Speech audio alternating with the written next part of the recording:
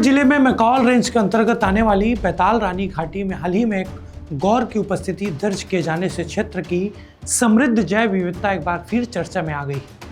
बीते दिन शाम करीब 5 बजे घाटी के ऊपरी हिस्से में यहाँ विशाल वन्यजीव दिखाई दिया, जिससे खुड़मुड़ी निवासी सत्यदेव चंदेल ने अपने मोबाइल कैमरे में कैद कर लिया। प्रत्यक्षदर्शियों के अनुसार गौर मुख्य सड़क से लगभग 20 मीटर की दूरी पर खड़ा था। कुछ देर तक राहगीर रुककर उसे देखते रहे। इसके बाद वह शांतिपूर्वक जंगल की ओर लौट गया। वहीं वीडियो सोशल मीडिया में वायरल होने के बाद लगातार इसे वन भैंसा समझा जा रहा था, परंतु पर्यावरण विशेषज्ञों का कहना है कि यह भारतीय गौर है, न कि वन भैंसा।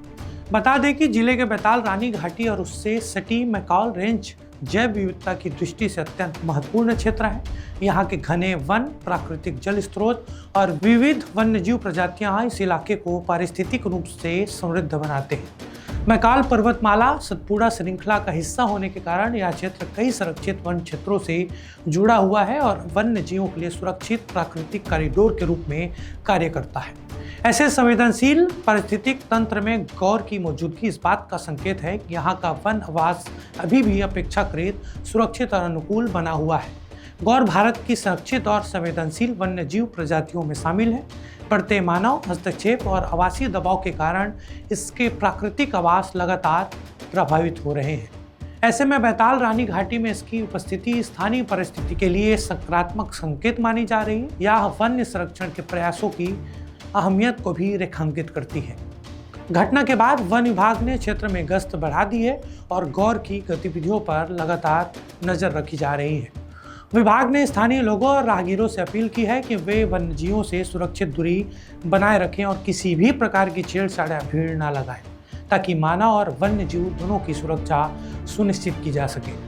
वन विशेषज्ञों का मानना है कि यदि स्थानीय समुदाय, प्रशासन और वन विभाग मिलकर इस प्राकृतिक विरासत के संरक्षण के सामूहिक प्रयास करें तो बैताल रानी घाटी और मैकॉल रेंज आने वाले वर्षों में भी जैव विविधता का जीवंत और सुरक्षित केंद्र बनी रह सकती है। भारतीय गौर का शरीर अधिक ऊंचा, कंधों पर स्पष्ट उभार, सीधी उठी पीठ और चमकदार गहरे भूरे से काले रंग का होता है, जबकि उसके सींग अपेक्षाकृत छोटे, ऊपर की ओर मुड़े और अंदर की तरफ घुमावदार होते हैं। इसके विपरीत वन भैंसा का शरीर अधिक चौड़ा और भारी पीठ अपेक्षाकृत समतल तथा रंग गहरा स्लेटी काला होता है और उसके सींग बहुत बड़े, चौड़े और अर्धचंद्राकार फैलाव वाले होते हैं। गौर आमतौर पर पहाड़ी घने वनों में झुंड में रहता है, जबकि वन भैंसा अधिकतर दलदली नदी नाले के पास रहता है।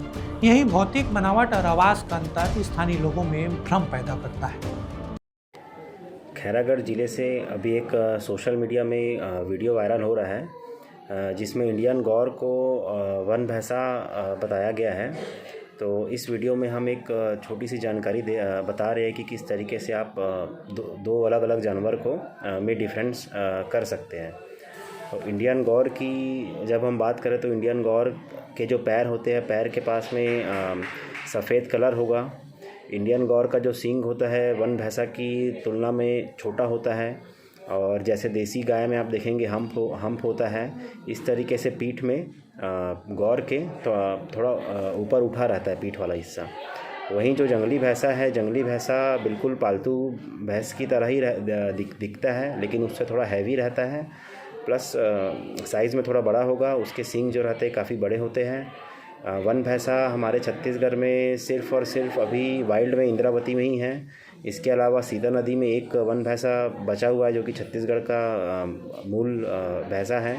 इसके अलावा असम से लाए हुए 4 से 5 भैंसे जो बारनौपारा में बाड़े में रखे हुए हैं। और इंडियन गौर जो है ये लगभग सारे छत्तीसगढ़ में वाइल्ड में अभी घूम रहे हैं।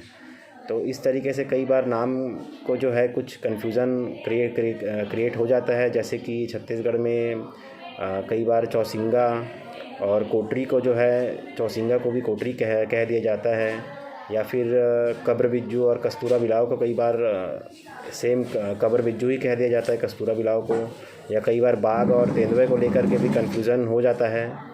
तो ऐसी भ्रामक इस वीडियो का मकसद ये है कि सही जानकारी लोगों तक पहुँचे और कोई भ्रामक जानकारी लोग ना फैलाएं।